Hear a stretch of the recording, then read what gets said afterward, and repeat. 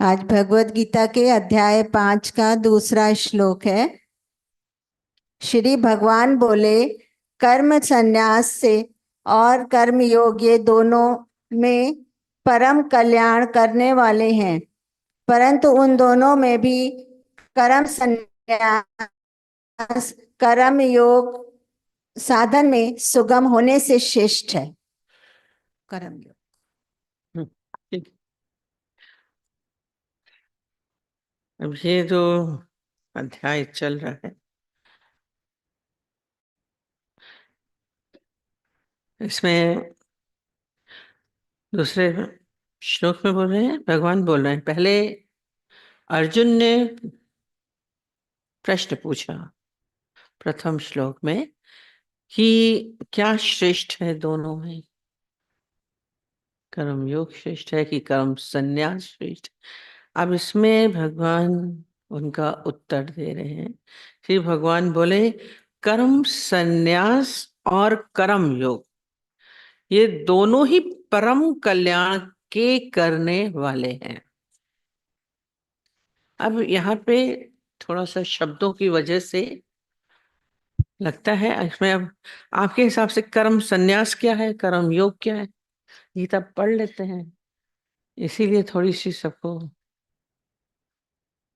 समझने वाली चीज आ जाती है। क्या बोल रही, कुछ बोलना चाहते? कर्मों से संन्यास ले लेना और कर्म योग कर्म करते हुए योग आपको रहना, भगवान को अपना कर्ता अपना हटा के भगवान को आगे सही है। इसमें कर्म संन्यास है माने कर्तापन का अभाव, और कर्म योग में कर्तापन के अभिमान का त्याग। थोड़ा सा ही अंतर है दोनों में, ज्यादा नहीं है। असल में संन्यास शब्द से एक भीतर एक, आपको बोले संन्यास, उसके अंदर में क्या भाव उठता है? सन्यासी क्या करते हैं? सब कुछ छोड़ के चले जाते हैं, धन पदार्थ घर परिवार सब रिश्ते नाते छोड़ के चले गए, तो वो संन्यास है। अब यहाँ पे जो कर्म संन्यास है, तो उससे मन में क्या बात आती है? संन्यास माने होता है छोड़ना, हमारी लैंग्वेज में आता है छोड़ना। अब यहाँ कर्म संन्यास से क्या होता है कि कर्मों को छोड़ दो। क्या करते हैं सब? कर्म छोड़ करके जाकर के किसी कंदराओं में, किसी एकांत में, किसी गुफा में, किसी पेड़ के नीचे एकांत में बैठ के उसका चिंतन करते। इसमें क्या हुआ? सारे कर्मों का त्याग कर दिया। हम्म?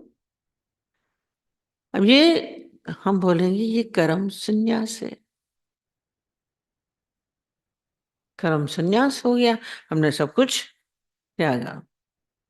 फिर इसमें उन्होंने और बोला कि कर्तापन जो हम कर रहे हैं, हम सोचे कि मैं नहीं कर रहा, इसका भाव हमारे अंदर बना रहना चाहिए। मैं नहीं कर रहा, क्योंकि मैं नहीं कर रहा हूं, यह है संन्यास। और योग होता है कि मैं नहीं कर रहा हूं, इसका भी अभिमान आता है कि मैं नहीं कर रहा हूं। ये और मुश्किल हो जाता है फिर। तो मैं नहीं कर रहा हूं,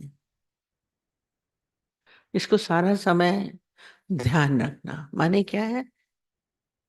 जब आपके भीतर जीव भाव का अभाव हो जाए, मैं हूं ही नहीं, तो कौन कर रहा है?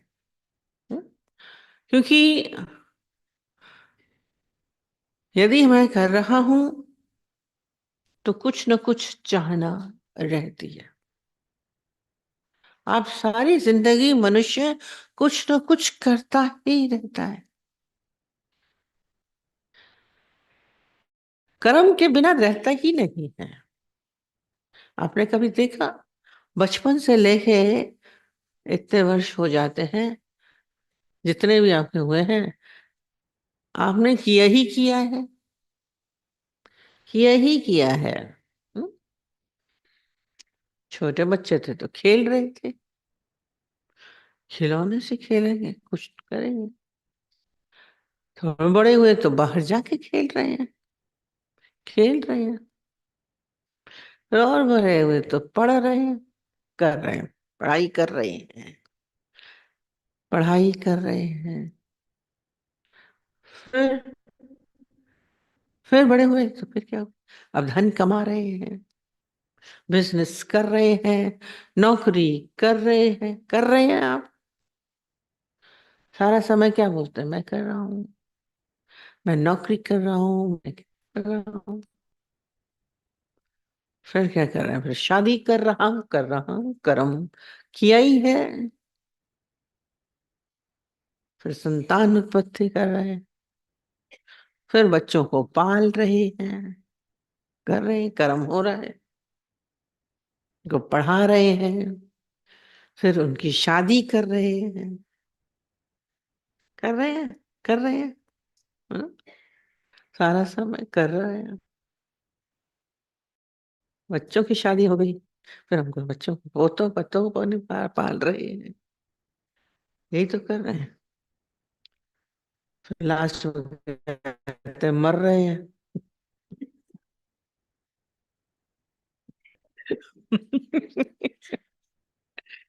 हैं? मर अपने आप रहे हैं, कह रहे मर रहे हैं, आप मर रहे हैं। हम्म? आप कर रहे हैं, पर ये है कर्तापन सारा समय। तो कम से कम ये सोचिए तो, जो भी किया खैर, वो सब क्या हुआ, खेले, ये सब व्यर्थ नहीं होता चला जा रहा है। तो ये व्यर्थता का एहसास हम अक्सर ही बोलते हैं। जो जो कर्म आप करते जा रहे हैं, आगे बढ़ते जाने जा रहे हैं, तो वो पिछला वाला कर्म सब मिटता चला जा रहा है। अब खेलेंगे तो बचपन में खेल रहे हैं, बेकार ही तो हो गया। हम्म? पढ़ाई अब क्या है, कर रहे हैं, बेकार ही। सब आपकी एक समय के बाद, रिटायरमेंट के बाद तो देखिए सारी डिग्रीज भी बेकार है। लगता है डिग्रीज का क्या कर रहे हैं, फालतू पढ़ी है, किसी काम आती पढ़ाई इतनी आपने करी। डिग्रियां पहले संभालते रहते थे, सर्टिफिकेट संभाल रहे हैं। बड़े लोगों से पूछिए, पता नहीं कहाँ है, याद भी नहीं है, बेकार हो गई ना, मिट गई। जैसे बोलते पानी पे लकीर खींचते जाओ ना, तो आगे आगे तो खिंचती जाती, पीछे मिटती चली जाती। धन कमा लिया, कितना क्या हुआ, एक समय क्या बात पड़ा है बैंक में, फालतू कोई मतलब है, बेकार। ये सारे जितने भी कर्म आप कर रहे हैं, कर रहे हैं, पर बेकार, ये ज्ञानी जानता है, मिटता जाता है, किसी काम का नहीं है। जो आप कह रहे हैं कि मैंने किया, सो व्हाट, अक्सर ही हम बताते हैं वो दृष्टांत। वो जाकर के राजा बैठा था, इंटेलिजेंट व्यक्ति, पेड़ के नीचे, और बैठ करके सोच रहा था, मैं कितना इंटेलिजेंट। पीछे से ऊपर से बाहर आवाज आई, सो व्हाट, बताया था दृष्ट। फिर बोला, मैंने कितना बड़ा धन कमाया, कहता सो व्हाट। मेरा कितना बड़ा साम्राज्य है, कहते हैं सो व्हाट, सो व्हाट। लोग, प्रजा मेरे को कितना मानती है, सो व्हाट, माने तो क्या हुआ। हम्म? तो क्या हुआ, कोई काम है, सो व्हाट। फिर हमारा इतना परिवार है, इतना बड़ा है, कहते हैं सो व्हाट। लोग हमें इतनी इज्जत देते हैं, तो क्या हुआ, कुछ होता है, बहुत मान दे दिया आपने, तो क्या हुआ, लोग मान दे के चले गए, आपके लिए क्या हुआ, कुछ हुआ, आपकी प्रशंसा हो गई, तो आप तो वहीं के वहीं है, वैसे के वैसे। कभी आपने इसका सोचा? आज यदि प्रशंसा होगी, निंदा होगी तो आपको पीड़ा होगी। प्रशंसा में यदि आप खुश हो रहे हैं, मेरी कितनी प्रशंसा हो रही है, इतना नाम हो रहा है, कल को निंदा होगी तो फिर तकलीफ भी होगी। पर ज्ञानी जानता है, प्रशंसा हो गई तो क्या हुआ, पर निंदा हो गई तो क्या हुआ, लाभ हो गया तो क्या हुआ, हानि हो गई तो आज लाभ। इसीलिए ही वो बोलते जा रहे थे, सो व्हाट, बहुत लाभ हो गया तो क्या हुआ, बिजनेस बहुत अच्छा चल रहा है तो क्या हुआ, शादी बहुत अच्छी हुई तो क्या हुआ। उसको बहुत गुस्सा आ रही थी, अभी खाली मन में सोच रहा है और वो बोल रहा है सो व्हाट। बहुत खोज रहा था, कौन बोल रहा है, कौन बोल रहा है, दिख ही नहीं रहा था। आखिर में जब उसने बोला, तुम्हारा बहुत मान हो रहा है, कहता है सो व्हाट, देखा ऊपर एक कौवा, वो बोल रहा है मरियल कौवा, कहता है ये मरियल कौवा मेरे को चैलेंज करता जा रहा है, मेरी सब चीज को बेकार करता जा रहा है, मेरे धन को, मेरे पदार्थों को, मेरी वस्तुओं को, सो व्हाट। नीचे उतर, मारता हूँ तीर तुम्हें। और वो कौवा नीचे आया और उतर के क्या हो गया, उसने कौवे का रूप हटा दिया। वो कौन था, गुरु, उसका गुरु था।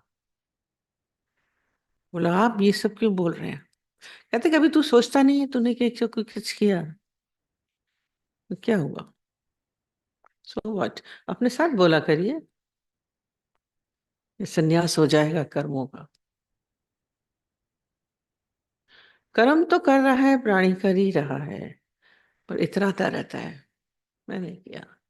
पर जब ये समझ आ जाएगी तो ये सब छूट जाता है, ये सब छूट जाता है स्वतः, जैसे बड़े होके सब छूट जाते हैं ना।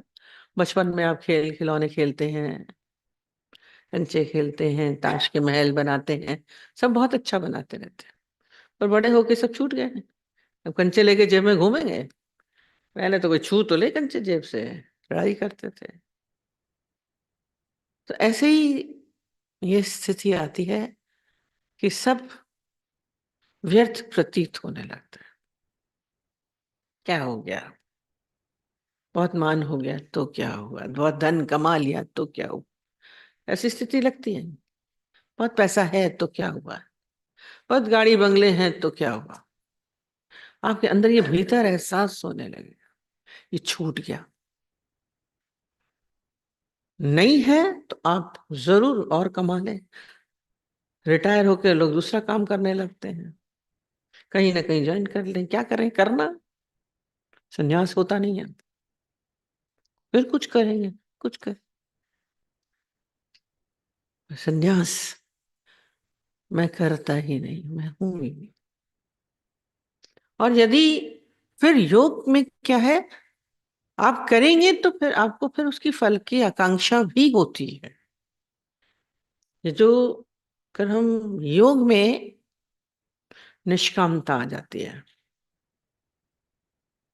उसमें आप जो भी कर रहे हैं उसमें आपकी फल की आकांक्षा नहीं रहती। करेंगे सब कुछ, यानी सब कुछ करता है, छोड़ के नहीं बैठता है, पर फल की आकांक्षा नहीं होती है। आप बोलेंगे ऐसे कैसे, नहीं नौकरी करेंगे तो तनख्वाह तो चाहिए ना, कुछ कर रहे हैं तो नाम तो चाहिए, यश तो होना चाहिए, कोई अच्छा तो बोले, कुछ काम तो किया। आप तो छोटा सा छोटा कुछ भी करेंगे तो आपकी फल की आकांक्षा तैयार रहती है, लोग अच्छा तो बोले, धन नहीं है तो जो भी छोटे से छोटा। एक तो लड़की जो भी काम करती थी, इसको करने से क्या फायदा होगा, और हम तो यही कहते हैं कि आजकल के पेरेंट्स बिगाड़ देते हैं बच्चों, ये काम कराओ तो तुम्हें, तो फर्स्ट नंबर आओगे तो तुम्हें साइकिल दिला देंगे, मोटरसाइकिल दिला देंगे, ये काम करोगे तो लैपटॉप दिला देंगे, ये काम अच्छा हो जाएगा तुम्हें आईफोन ले देंगे। आजकल के खुद बिगाड़ते हैं, फल की आकांक्षाएं, हर कर्म के बाद फल की आकांक्षा साथ जोड़ देते हैं, ये बिगाड़ने वाला काम है। ज्ञानी आपको बिगाड़ने वाला नहीं। उस दिन भी मैंने यहाँ बताया था ना, एक बोलते थे, कहते हमको सत्संग में लाएंगे तो हमारे पापा बोलते सत्संग चलोगे तो 2 रुपए देंगे तुम्हें। और वो बड़ा हो गया बच्चा, अरे 2 रुपए की लालच में आते थे। एक कहता मेरे को कहते थे तुम सत्संग चलोगे तो पिज्जा खिलाएंगे। बच्चे पहले इसी लालच में आए हैं।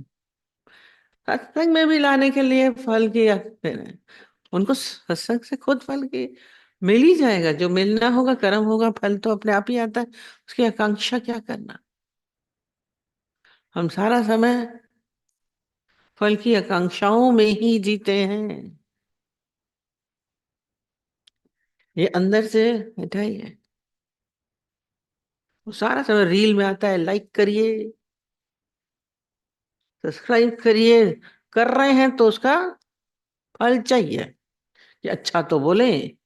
इतने छोटी छोटी चीजों में भी चाहिए फल की आकांक्षा का त्याग हो जाना। मालूम है जाना है, फिर बोलेंगे हमें तो कोई इच्छा है नहीं। पर कर्म आप जो भी कर रहे हैं उससे कुछ चाहिए नहीं। पूछिए अपने आप से। और यदि सपोज जो नहीं कर्म कर रहे हैं और न मिले फल,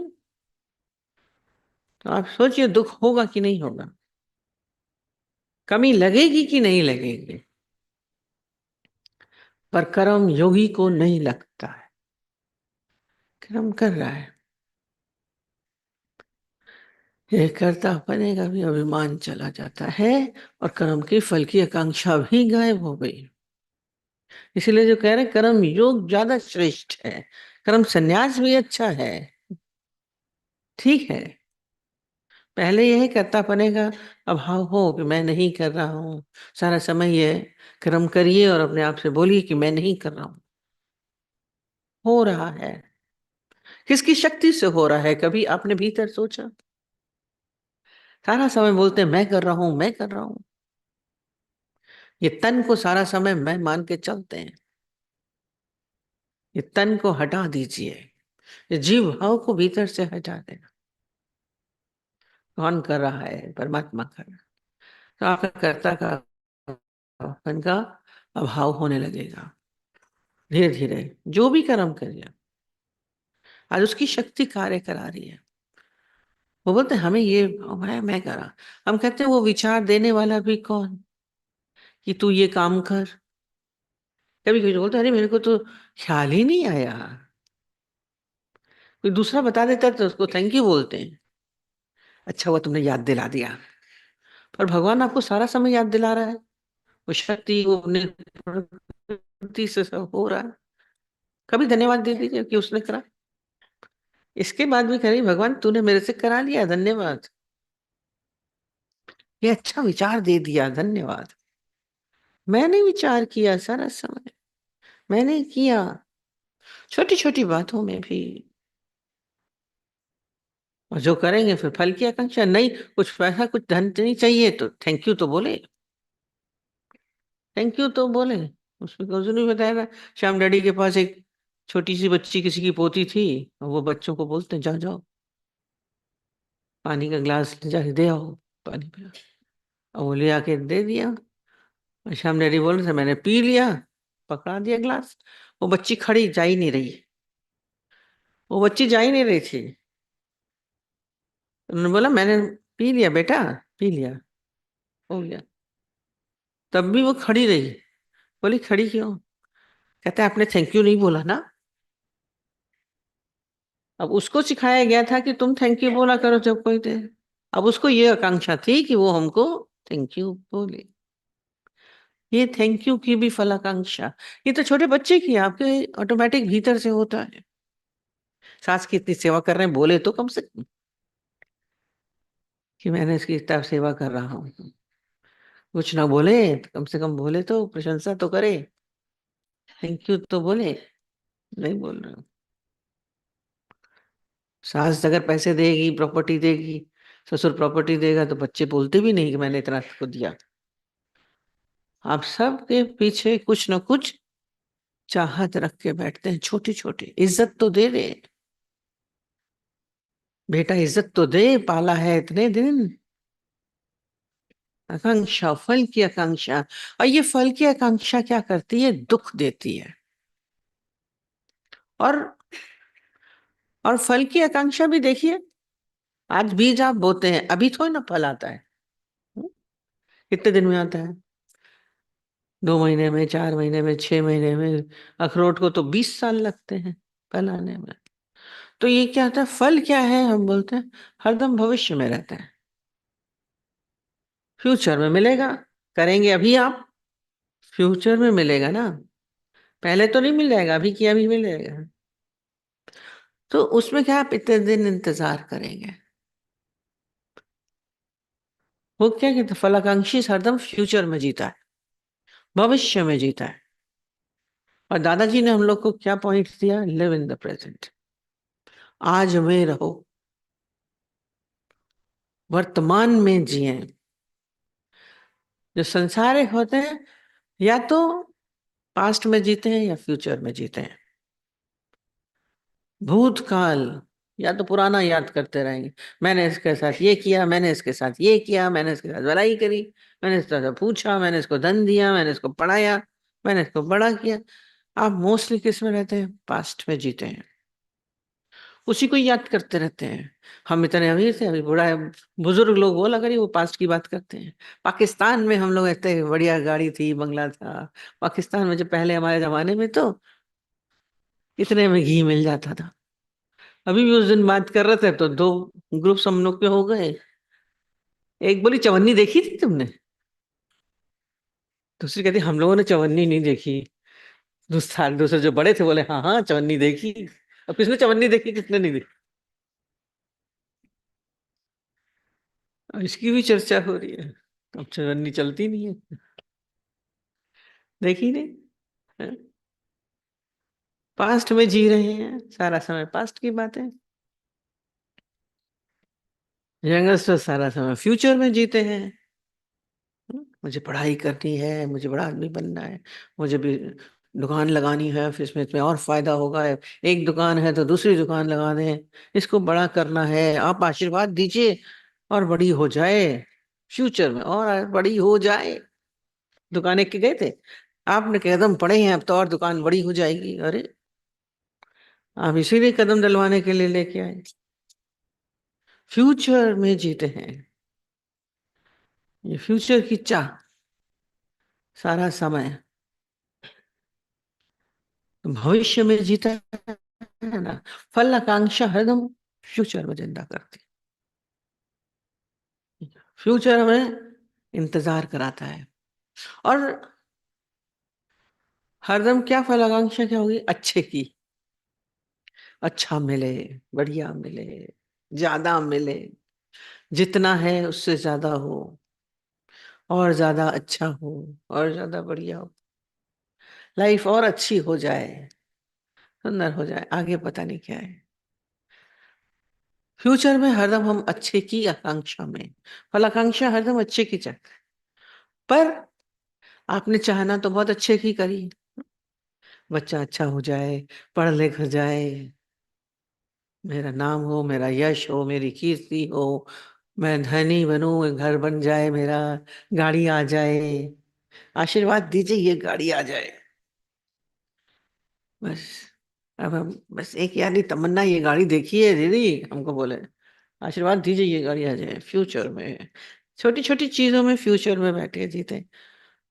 पर सपोज वो नहीं हो, आपकी एक की दो दुकान नहीं होती हैं, या प्रॉफिट नहीं होता है, या पास हो जाए, आशीर्वाद दीजिए। हमने बोला ना, वो सारे समय बोलती थी कि मैं सीए बन जाऊं, नहीं बनी, भले यहाँ करके रही भाई, लखनऊ में रहेंगे, गुरुग्राम में तो हम पास हो जाएंगे। फ्यूचर सोच के, इच्छा में, आकांक्षाओं में ये जो जीना है, और नहीं होता तो फिर दुख होता है। जितने भी हम इच्छाओं में जीते हैं, फल की आकांक्षाओं में जीते हैं, उसका परिणाम दुख हो सकता है। मतलब आप दुख का इंतजार कर रहे हैं। यदि फलाकांक्षाओं में है, नौकरी पढ़ाई करेंगे तो इतनी नौकरी मिलेगी, और अगर नहीं मिली तो पीड़ा होगी, दुख होगा। हम बच्चों को बड़ा कर रहे हैं, ये हमें पालेंगे। आप बच्चों को पालते क्यों हैं, कि बड़े होके ये हमें पालेंगे। और आजकल तो कोई नहीं पालता है, तो फिर दुखी होते हैं। पालेंगे तो बहुत अच्छे हैं, फिर मोह होता है। और नहीं पालते हैं तो देखिए बच्चे तो छोड़ के चले गए, पीड़ा होती है, अंदर में कसक रहती है, क्योंकि आपने पाला ही इच्छा से, फलाकांक्षा से, फ्यूचर में, और फ्यूचर डार्क हो गया तो क्या करेंगे? इसीलिए पीड़ाग्रस्त होते हैं। हम लोग अपने जीवन को कष्टप्रद बना रहे हैं यदि हम फल की आकांक्षाओं में जीते हैं। खुद को हम लोग दुख दे रहे हैं। कोई नहीं, यदि आपको इच्छा नहीं होगी तो आपको कोई दुख आएगा ही नहीं। इसीलिए गुरु नानक देव जी कह सके कि दुख बढ़िया ही नहीं। कैसे कह सकते हैं? क्योंकि जिसको इच्छा ही नहीं है तो उसको क्या दुख होगा? दुख बढ़िया ही नहीं। उन्होंने बोला ना, सुख है कि विचार विच, दुख है कि विचार। कैसे विचार? जब फ्यूचर में सुख की आकांक्षाओं में विचार में लेके आएंगे तो दुख है। नहीं, नहीं इच्छा होगी तो कोई दिक्कत नहीं। हम तो जॉब में देखते, मिले या ना मिले, इंटरव्यू दे आए, कहते तुमको मन नहीं कर रहा कि अली मिल ही जाए? नहीं मिलेगी तो क्या, हम तो दे आए, करम करा, आ गए तो एक्सपीरियंस ले आए, कोई बात नहीं। आप जाएंगे तो मिल ही जाए। जो फलाकांक्षा पीड़ा देती है, कहते हैं इसलिए आज में जिए। जो प्रेजेंट में जीता है उसको कोई दुख नहीं है। कोशिश करिए। दादाजी का ये खास पॉइंट है। हम बचपन में 10 पॉइंट्स याद करके बैठे थे, उसमें एक पॉइंट ये भी था, लिव इन द प्रेजेंट, इच्छा मात्रम अविद्या। देखिएगा वो किताब पढ़ के खोल के, खास खास पॉइंट्स को दादाजी ने पहले पहले लगा दिया। कभी हम लोग उस बातों, उन पॉइंट्स में अपने को पक्का करें तो फिर तो कोई पीड़ा, कोई दुख, अज्ञान कुछ रहेगा ही नहीं। ब्रह्म सत्य जगत मिथ्या। जब मिथ्या जान लेंगे तो क्या है? मिथ्या क्या है? सपना। सपना भी देखते हैं, और जिस समय देख रहे होते हैं तो बिल्कुल सच लगता है, प्रतीत होता है, पर जब जगते हैं तो पता है ये सच नहीं है। तो गुरु हमारे अंदर जागृति देता है, भीतर जागृति देता है। इन मिथ्या चीजों के पीछे हम क्यों जी रहे हैं, क्यों इनसे नहीं लगा के बैठे हैं? इस ज्ञान को अपने भीतर विचारों में लेके आइए। हर समय ज्ञान के विचार चलने चाहिए, अज्ञानता के विचारों को स्थान मत दीजिए भीतर। हम अपने भीतर बहुत सारे अज्ञानता को भर के बैठे हुए हैं, क्योंकि सिखाया यही गया। इसीलिए कहते हैं साधु संतों की संगति में रहिए, आपके विचारों में परिवर्तन स्वतः आएगा, करना नहीं पड़ेगा, ठूसना नहीं पड़ेगा, ऑटोमेटिक चेंज हो जाता है। रंजन बोला ना, बारिश पड़ती है, सारे पेड़ धुल जाते हैं, साफ हो जाते हैं, धूल मिट्टी होती है। साध संगति, हम बैठते उठते कैसे हैं? हमारे विचारों में परिवर्तन। अभी गुरुजी बोल रहे थे, आहार है विचार। हमारा आहार अच्छा होता है तो हमारी स्वास्थ्य अच्छा होता है। आपके विचार अच्छे होंगे तो आपका जीवन अच्छा हो जाएगा, सुंदर हो जाएगा, सुखमय हो जाता है, आनंदमय हो जाता है। करना नहीं पड़ता है, या बैठे बैठे ऑटोमेटिक विचार आपके भीतर सही जाएंगे। वो तो ये वाइब्रेशंस अपने भीतर अच्छे लाइए। आप बैठते उठते कहाँ पे हैं? वो कहते हैं बीमार व्यक्ति के पास बैठेंगे तो बीमारी ले आएंगे, कॉन्टेजियस होता। सत्संग भी कॉन्टेजियस डिजीज हो जाती है। इससे आप सत्संग को अपने भीतर ले लेंगे, पकड़ लेता है ना अपने आप ही, बीमारी अपने आप पकड़ती है। पर वो कोरोना था तो क्या कह रहे थे? दूर रहिए एक दूसरे से, 2 गज की दूरी है जरूरी, कीप डिस्टेंस। संसार वालों से क्या बनाइए? दूरी बनाइए। और संतों के क्या करिए? करीब रहिए। तो आपके अंदर विचारों में परिवर्तन आएगा। आज वे जीना सीख जाएंगे। आपके अंदर की इच्छाओं का खुद ब खुद नाश हो जाएगा। इच्छा मात्र, हम जरा से भी इच्छा दुख देती है, अविद्या है, अज्ञान है।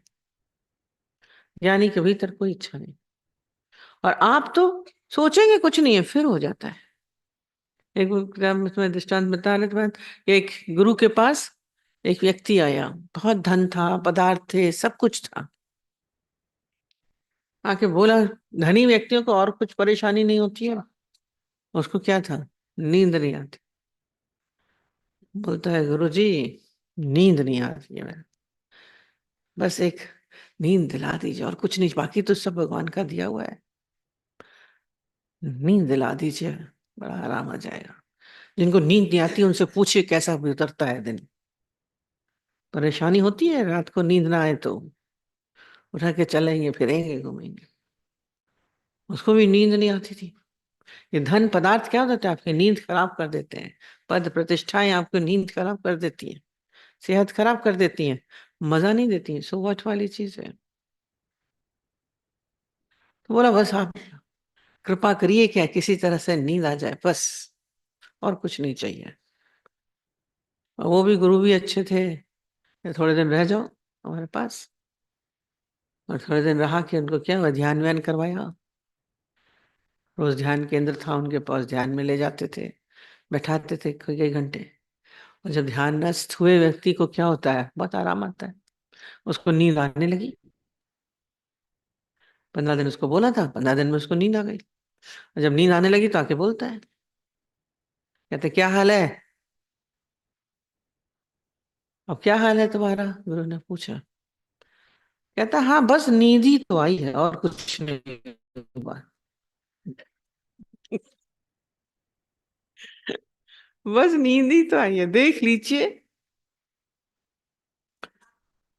हैं? अरे फिर आप कुछ कुछ और चाहिए होगा। हाँ अभी तो आप आए, फिर और करीब नहीं बिठाया, आपने पूछा नहीं, देखा नहीं। बहुत हो जाती है जब ने बात नहीं करी। अरे आप चाहिए। मन बोलता खाए, उसको बोला था खाली नींद आ जाए। मन कहीं न कहीं आकांक्षाओं के घेरों में चलता रहता है।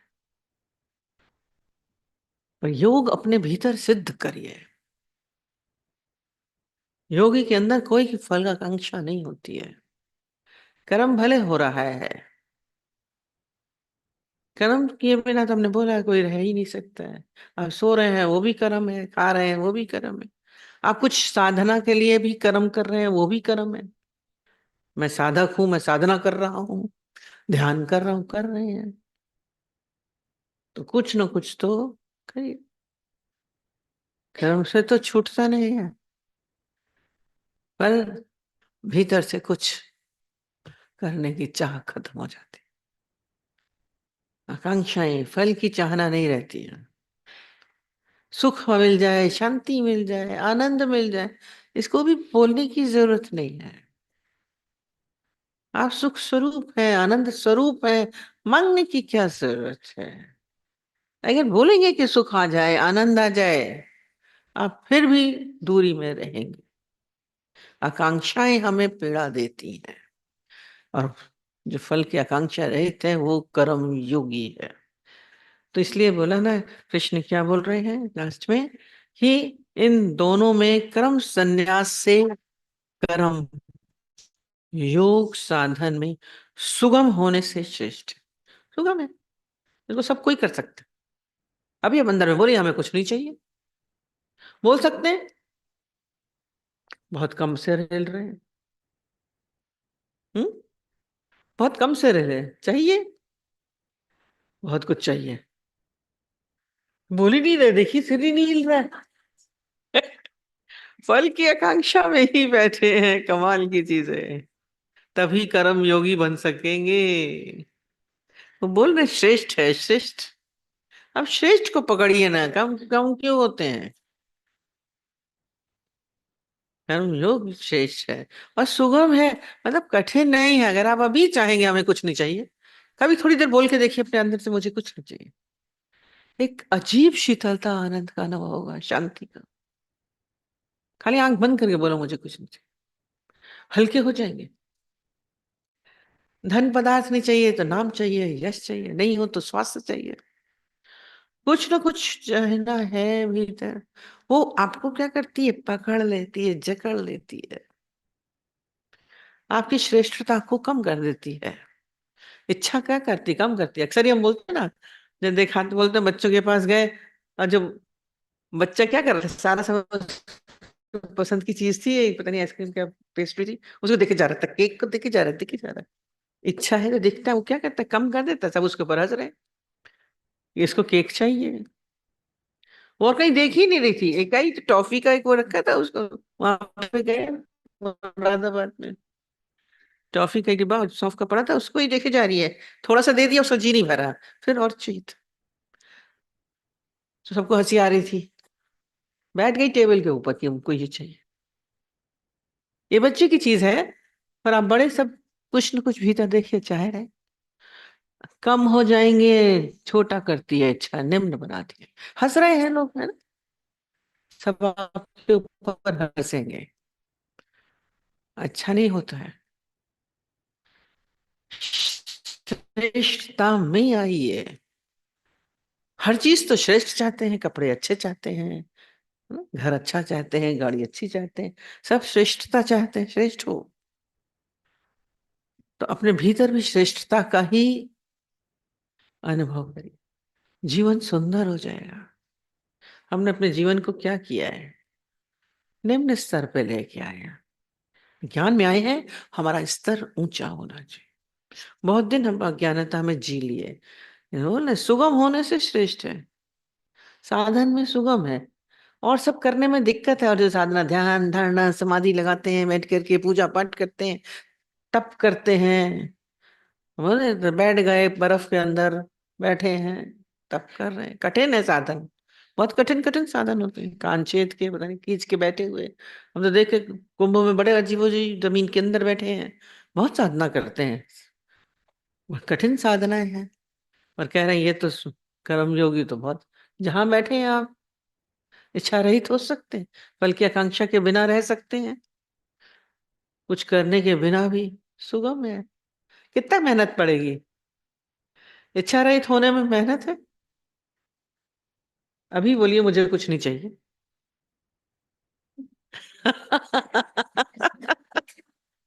हम सबके हंसने से रोने लगे। चलिए, श्रेष्ठ बोल रहे हैं, कृष्ण श्रेष्ठ है, अर्जुन पूछ रहे हैं, तो उनको मार्ग बता रहे हैं कि क्या श्रेष्ठ है।